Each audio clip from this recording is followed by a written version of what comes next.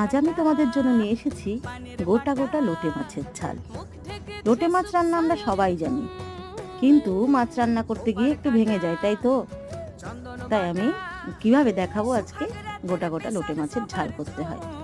প্রথমে আমি ফ্রাই প্যানে সর্ষের তেল গরম করে তাতে একটু লোটে মাছগুলোকে ভেজে নিয়েছি।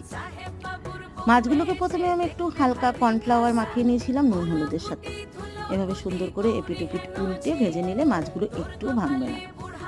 এরপরে আমি সর্ষের তেল গরম করে তাতে পেঁয়াজ আর টমেটো একটু ভেজে নেব। দিয়ে দেবো তাতে পেস্ট করে রাখা রসুন, আদা, কাঁচা লঙ্কার পেস্ট। এরপর অনেকক্ষণ কষিয়ে ভালো করে তারপরে জল দিয়ে দেবো। জলটা ভালো করে ফুটতে শুরু করলে তারপরে আমি মাছগুলোকে খুব আস্তে করে ঢেলে দেবো। দিয়ে দেবো এবার বেশ খানিকটা ধনেপাতা। এবার কিছুক্ষণ ফুটলে রেডি আমার গোটা গোটা লোটে মাছের ঝাল।